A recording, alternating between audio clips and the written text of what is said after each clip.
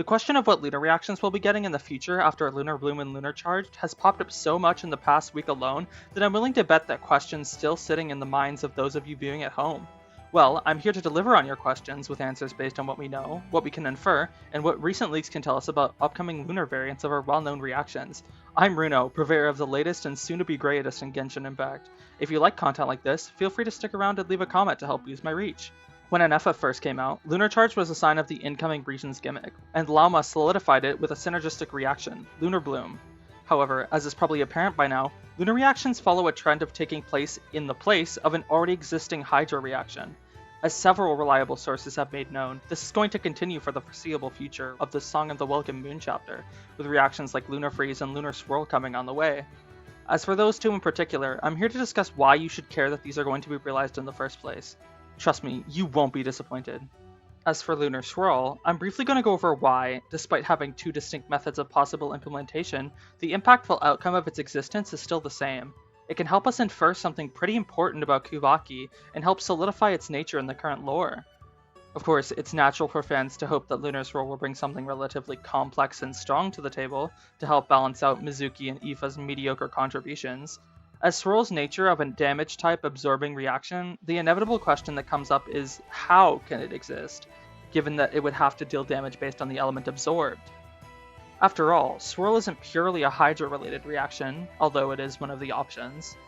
Although, making it purely Hydra-functioning doesn't seem very practical either. Well, I'm going to be one of the first to say that it's not as outlandish as you might think.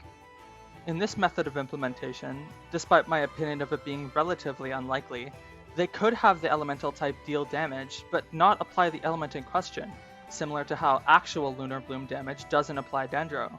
However, if they go with the other method, which is, personally, much more likely, well, then you can throw the whole theory in the garbage, because Lunar-Swirl won't do pyro damage, it won't do hydro damage, Lunar-Swirl damage will be anemo damage. It doesn't matter what element's being swirled. For crying out loud, your team doesn't even have to have a Hydro character, because possible Lunar-Swirl characters like Yehoda will be doing lunar-aligned anemo damage. The reaction can function as normal, or however the devs decide to make it unique.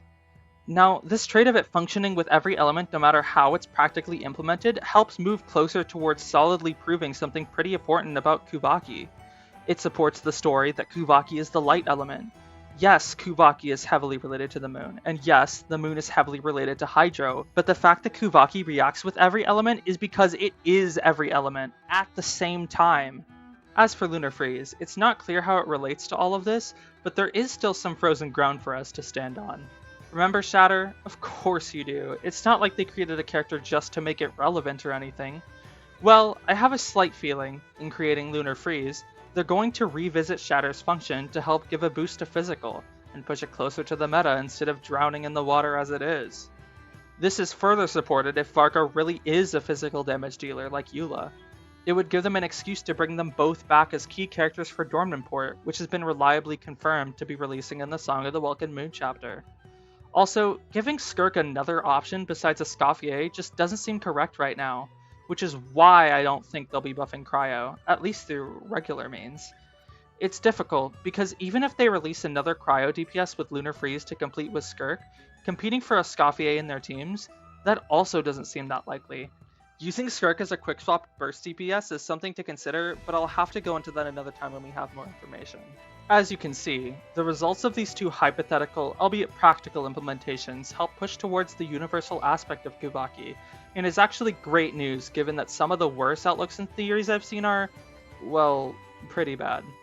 Of course, with everything there's always holes in the theory, but nothing that can't be patched up by thinking on it a little longer and adjusting some things. What I've brought up is still relevant, and I'm happy with how things are looking for lunar reactions, but why don't you tell me what you think in the comments? As always, sources to my information used have been indexed in the description. Thanks for stopping by!